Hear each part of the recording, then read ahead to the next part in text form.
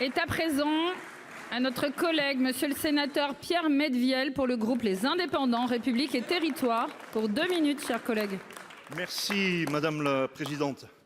Monsieur le ministre de l'Agriculture, ma question concerne l'influenza aviaire qui continue de sévir dans notre pays et ses conséquences sur les filières palmipèdes et avicoles.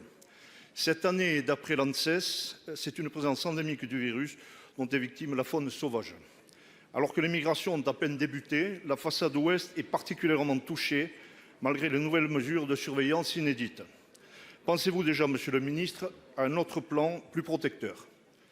La filière, en raison des abattages massifs, évolue aujourd'hui à 30% de ses capacités et les acteurs éprouvent de grandes difficultés d'approvisionnement, même dans les zones indemnes. À la veille des fêtes de Noël, c'est tout un secteur économique qui est plongé dans un profond désarroi. Les aides, comme le fonds de mutualisation sanitaire et environnementale, s'avèrent insuffisantes et inadaptées à une crise d'une telle ampleur. Alors abattage ou non, isolement ou non, valorisation ou non, le débat est complexe et la seule lueur d'espoir semble venir de la vaccination. Or, le vaccin, malgré des essais encourageants des laboratoires Ceva et Boehringer, n'est toujours pas prêt. Les laboratoires semblent un petit peu réticents à investir massivement dans une filière réputée de plus en plus fragile. Monsieur le ministre, pensez-vous pouvoir mener une action forte en faveur de la mise en place et du soutien de ce programme de vaccination? Très bonne question.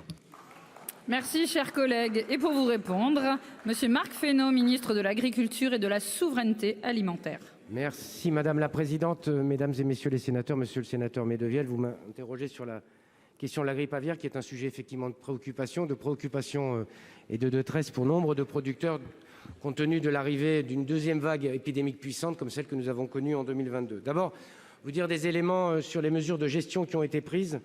Vous l'avez rappelé, face à la situation sanitaire dégradée, des mesures ont été prises, en particulier dans l'Ouest qui est particulièrement touché en ce moment.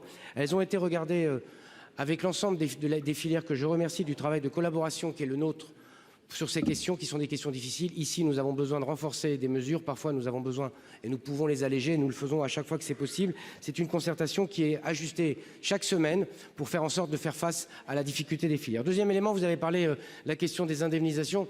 Permettez-moi de dire, j'ai un petit point de désaccord avec vous sur les montants qui ont été déployés sur l'année 2022. Près d'1,1 milliard d'euros qui ont été déployés sur un chiffre d'affaires global de 6,7 milliards d'euros. Je pense que si nous n'avions pas été au rendez-vous de ces mesures très puissantes, les filières qui sont concernées dans votre région comme dans beaucoup de régions de France auraient tout simplement disparu. C'est vrai que nous sommes en mode encore dégradé, qu'il y a un certain nombre de repeuplements qui n'ont pas pu se faire parce que les lieux d'accouvage ont disparu. Enfin, vous m'interrogez sur la question de la vaccination. D'abord vous dire que c'est parce que la France a agi que nous avons obtenu une expérimentation. Et donc tout le monde connaissait le calendrier. Le calendrier, c'est une expérimentation, autorisation obtenue en juin, expérimentation démarrée en août, en particulier sur les palmipèdes en France. C'est 5 pays qui expérimentent. Nous attendons la qualification de la vaccination au tournant de l'hiver, en décembre et en janvier. Et sans plus attendre, sans connaître précisément encore les résultats de ce vaccin, nous travaillons déjà à un plan de vaccination qui permettra effectivement de redonner de la perspective à nos éleveurs.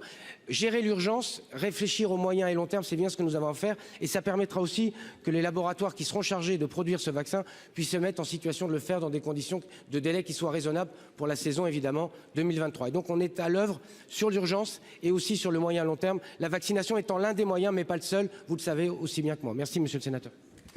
Merci. Chers collègues, vous avez moins de 40 secondes pour répondre. Merci, monsieur le ministre, pour ces réponses sur la vaccination. Vous êtes conscient comme moi de la fragilité aujourd'hui de la filière. Donc, je crois les aider à tenir jusqu'à la campagne de 2023. On peut se poser des questions sur l'opportunité de certains abattages à partir du moment où il y a interdiction de transport. Je crois que toutes les mesures qui iront en faveur de cette filière pour la faire tenir seront les bienvenues. Et nous attendons bien sûr des bonnes nouvelles du côté des laboratoires. Et si le gouvernement aide en plus, si on peut vacciner de façon anticipée, je crois que ça sera parfait et très bienvenu. Merci, chers collègues. La parole est à présent à notre collègue sénatrice, madame Laurence Garnier, pour le groupe Les